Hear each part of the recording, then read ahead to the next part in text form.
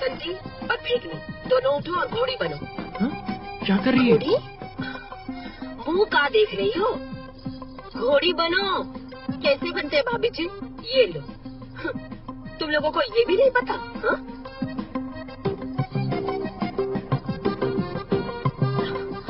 ये इसे कहते हैं घोड़ी बनना। कहानी की शुरुआत होती है अजगर, जिगना और मंगरी से, जो तीनों भाभी के घर आते हैं और उनको बाहर बुलाते हैं। भाभी बाहर आ जाती है तो अजगर और जिगना उनको देख के बहुत ही ज़्यादा खुश हो जाते हैं। फिर भाभी तीनों को गार्डन में जाकर बैठने के लिए कहती है, फिर खुद भी वहाँ पर आ जाती है और उनको पढ़ाने लगती है। तो आज भाभी जी की पाठशाला का टॉपिक सेक्स है, जिसे सुनकर अजगर अपना पैंट उतारने लगता है और भाभी उसको डांटने लगती है। फिर भाभी तीनों से संभोग की डेफिनेशन पूछती है, तो इसका जवाब आप खुद ही सुनिए। सेक्स अथवा संभोग में अंदर डाल के ऊपर नीचे करते हैं, बहुत मजा आता है। कभी लड़की हमारे ऊपर, कभी हम लड़की के नीचे, कभी कुत्ता बनकर करते हैं। ETC इसको कहते हैं सेक्स अथवा संभोग। ये तो पूरा गावरान मुंडा है, इसे तो संभोग के बारे में बहुत कुछ पता है। फिर थोड़ी देर बाद चूरन बड़े गुस्से में घर आता है, जिसके बाद भाभी तीनों को घर जाने के लिए कहती है और इस टॉपिक को अच्छे से समझ के आने के लिए कहती है। फिर भाभी चूरन के पास आती है तो चूरन उसे पाठशाला बंद करने के लिए कहता है, पर भाभी इस बात को भुलाने के लिए अपने तेवर दिखाना शुरू कर देती है, जिसके बाद चूरन के मुंह में भी पानी आ जाता है। इसके बाद तो दोनों बिना देरी किए पलंग तोड़ करना शुरू कर देते हैं। फिर अगले दिन तीनों टाइम से पहले पहुंच जाते हैं। भाभी तीनों को घर के अंदर ले आती है और भाभी आज तीनों को उत्तेजित करने का तरीका बताने वाली है, पर भाभी का काम अधूरा है तो वो तीनों को आपस में पढ़ने के लिए कहती है और भाभी कपड़े धोने चली जाती है। पर अजगर और जिगना तो भाभी के पीछे पीछे जाते हैं।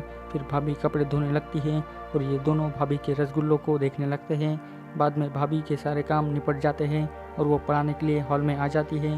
भाभी आते ही तीनों से संभोग की थ्योरी पूछने लगती है, तो जिगना कहता है कि हमें ये थ्योरी वगैरह समझ नहीं आती, अगर आप प्रैक्टिकली करने को बोलोगे तो हम तैयार है अभी करने के लिए। फिर भाभी दोनों से बहुत परेशान हो जाती है और उनको शुद्ध भाषा में संभोग और सेवा को समझाने लगती है, पर इन दोनों को तो अपनी ही पड़ी है, इनको कहाँ समझ में आने वाला है। वो तो अपनी ही लैंग्वेज में बताने लगते हैं और यहीं पर एपिसोड 1 खत्म हो जाता है। फिर भाभी यौन क्रिया सिखाने की बात करती है, वो भी प्रैक्टिकली। फिर भाभी अजगर और मंगरी को आमने सामने खड़ा कर देती है और उन्हें प्रैक्टिकली करने के लिए कहती है, पर अजगर तो अपने तरीके से करना शुरू कर देता है। फिर भाभी खुद मंगरी के पास जाकर अच्छे से समझाने लगती है। इधर भाभी के घर का नौकर यानी कि चाचा जी दोनों का ये वाला सीन देखकर चौंक जाता है और अब आगे क्या होने वाला है ये तो आपको वीडियो के आगे ही पता चलेगा।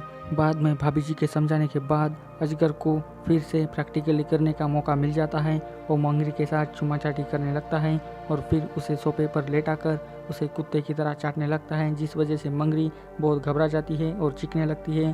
फिर भाभी अजगर को ऐसा करने से मना करती है, पर क्या सच में अजगर को संभोग करना आता है ये तो देखने वाली बात है। अब भाभी जी अजगर पर बहुत ही ज़्यादा गुस्सा हो जाती है और उसे समझाने लगती है कि संभोग जानवरों की तरह नहीं करते, इंसानों की तरह करते हैं, वो भी फीलिंग्स के साथ। पर क्या खाक ऐसा अजगर करेगा, उसे तो चुल मची है ना संभोग करने की। फिर भाभी तीनों को घर जाने के लिए कहती है। फिर अगले दिन चूरन को पता चलता है कि मेरी पत्नी लड़कों को संभोग करना सिखा रही है और ये बात सारे गांव में फैल चुकी है। इसी वजह से चूरन उसे पाठशाला बंद करने के लिए कहता है, पर भाभी घंटा चूरन की सुनने वाली है, वो तो अपनी पाठशाला बंद होने नहीं देगी।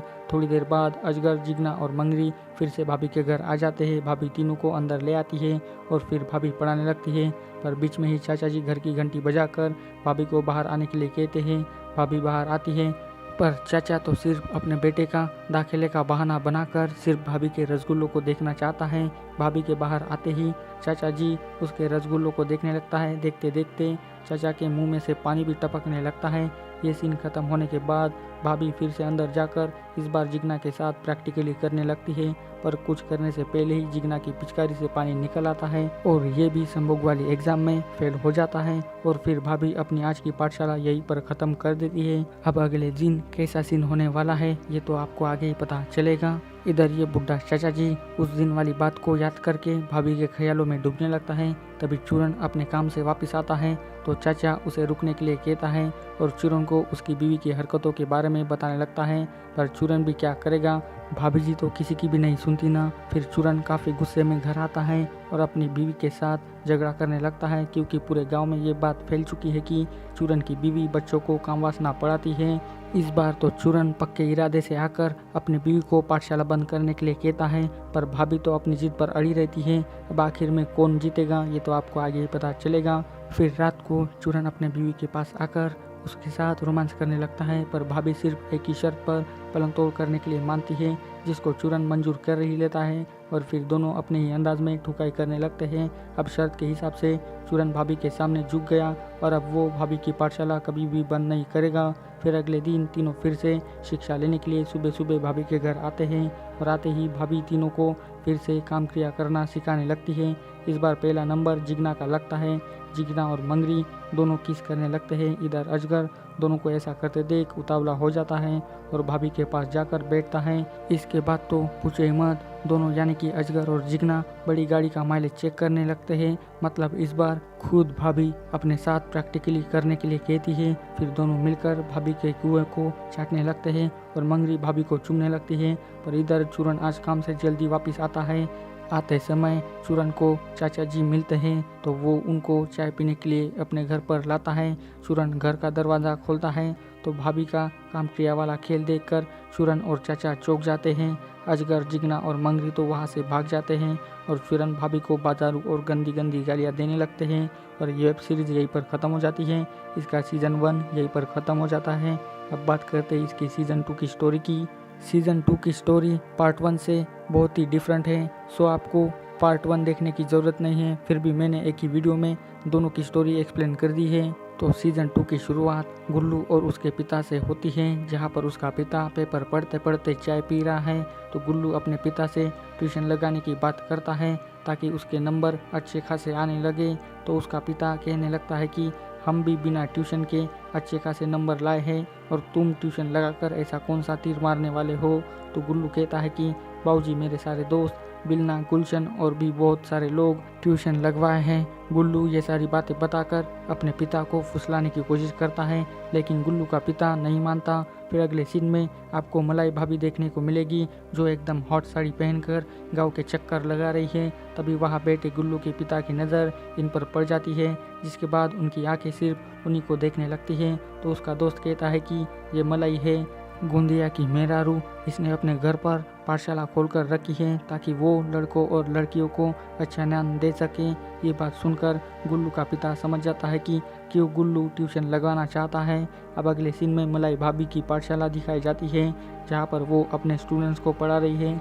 मलाई भाभी अपने क्लास में सभी को व्याकरण पढ़ा रही है, पर उन चारों को कुछ भी समझ नहीं आता। तो बिलना और गुलशन मलाई भाभी को खोलकर सिखाने के लिए कहते हैं, यानी कि प्रैक्टिकली करके सिखाने के लिए कहते हैं। अब मलाई भाभी की आज की पाठशाला यहीं पर ख़त्म होती है। वो सभी को घर जाने के लिए कहती है। अब अगले सीन में बिल्लू का पिता मलाई के घर जाता है। अब मलाई का पति गोंदिया दरवाज़ा खोलता है और उनको घर के अंदर ले आता है। अब मलाई दोनों को चाय ला कर देती है, जिसके बाद तो बिल्लू के पिता की नज़र तो सिर्फ मलाई के रसगुल्लों पर ही जाने लगती है, क्योंकि जब वो झुकती हैं तो उसके बड़े बड़े रसगुल्ले दिखाई देते हैं, जिसके कारण वो अपनी नज़रें उन पर से हटा नहीं पाते। फिर बिल्लू का पिता मलाई से कहता है कि देखिए, मेरा बेटा संस्कृत और अंग्रेजी में थोड़ा कमज़ोर है, तो आप उसे अच्छे से पढ़ाइए। तो मलाई बिल्लू को कल से पाठशाला में भेजने के लिए कहती है और मलाई महीने का 100 रुपये देने के लिए कहती है। अब गुल्लू का पिता तो मान जाता है। फिर रात को गोंदिया अपनी बीवी मलाई के साथ प्यार भरी बातें करने लगता है ताकि वो उसके साथ रोमांस कर सके। दोनों उस रात बहुत ही मज़े करते हैं। फिर अगले दिन गुल्लू सुबह सुबह किताबें लेकर ट्यूशन जाने के लिए निकलता है। तो जाते समय उसका पिता उसे रोक कर कहता है कि बेटा, तुम इस महीने रुक जाओ, तुम अगले महीने से जाना। ये बात सुनकर गुल्लू उदास हो जाता है और वो घर के अंदर चला जाता है।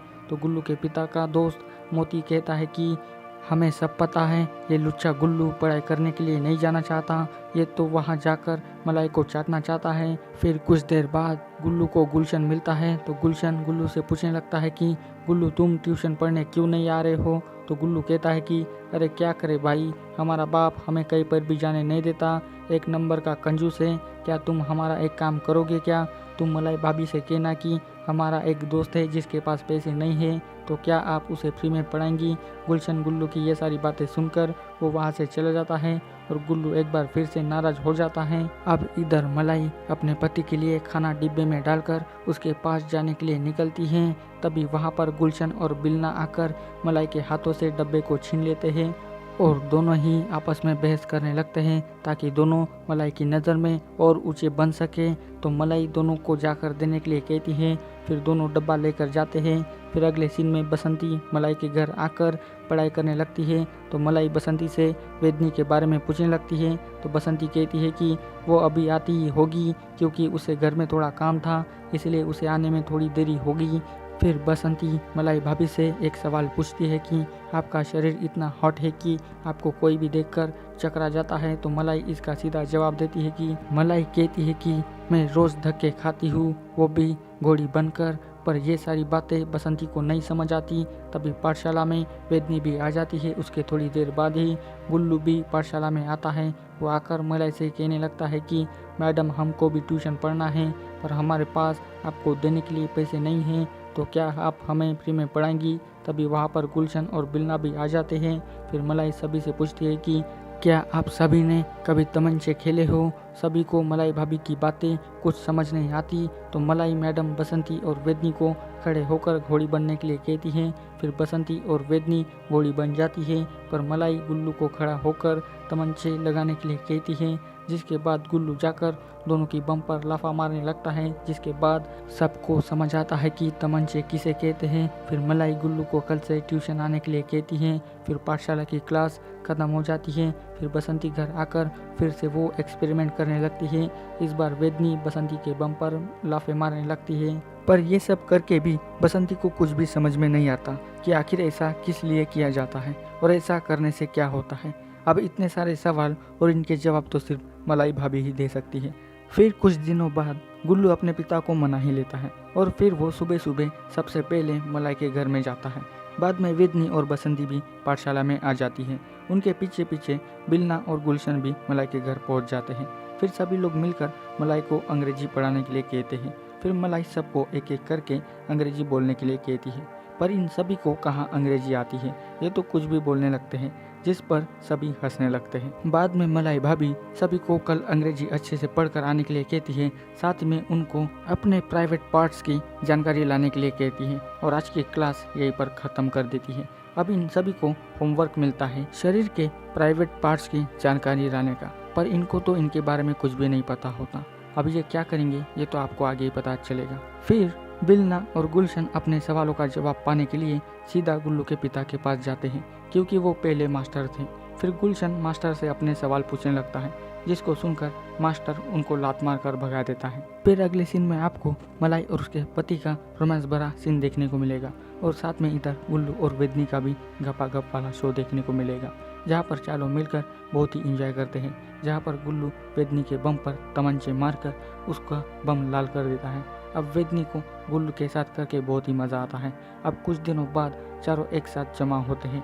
अब चारों के पास मलाई के पूछे हुए सवालों का जवाब नहीं होता, तो सभी मिलकर मलाई मैडम से पूछने का प्लान बना कर आते हैं। अब सभी पाठशाला में आ जाते हैं। फिर मलाई आकर सभी से अपने सवालों का जवाब मांगने लगती है, जिसके बाद सभी एक दूसरे की तरफ देखने लगते हैं। फिर वेदनी कहती है, हमने बहुत प्रयास किया पर उनका जवाब नहीं मिला, पर हमें तमंचे का मतलब पता चल गया है। जिसके बाद मलाई वेदनी को प्रैक्टिकली करके दिखाने के लिए कहती है। फिर मलाई बसंती और वेदनी को फिर से घोड़ी बनाती है। फिर गुल्लू को अपना पैंट उतारने के लिए कहती है। बाद में अब मलाई तमंचे के साथ साथ अब वो सभी को प्राइवेट पार्ट्स के बारे में बताने भी लगती है, जिसके बाद सभी के खिलौने खड़े हो जाते हैं। जिसके बाद तीनों भूखे शेर की तरह मलाई बसंती और वेदनी को खड़े खड़े डॉगी स्टाइल में ठुकाई करने लगते हैं। तीनों मिलकर ऐसी ठुकाई करते हैं कि मलाई सहित उन दोनों की चीखें निकलने लगती हैं कि तभी मास्टर अपने दोस्त के साथ मलाई के घर आता है तो उनके आते ही दरवाजे से चीखने चिल्लाने की आवाज़ें सुनाई देती है, जिसके बाद वो दरवाजे को खटखटाने लगता है।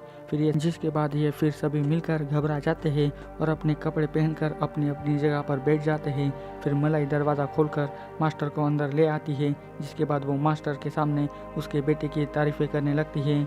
जिसके बाद मास्टर मलाई की बातों में फंसकर फिसल जाता है और वो बिना कुछ कहे वहाँ से चला जाता है।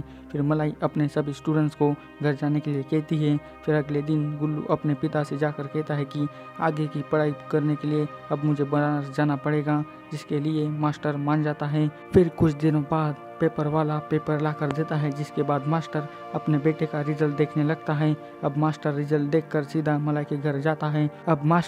रिजल्ट देखकर सीधा मलाई के घर जाता है और जाते ही वो मलाई को कस के पकड़ लेता है और उसके सारी करतूतों का पर्दाफाश करने लगता है। अब इसलिए मास्टर भी अब मलाई से वो सब करने के लिए कहता है, जिसके कारण सभी स्टूडेंट्स फेल हुए हैं। फिर क्या मास्टर भी भूखे शेर की तरह मलाई को ज़ोर ज़ोर से पेलने लगता है और इसी के साथ इस वेब सीरीज़ का अंत भी यहीं पर हो जाता है।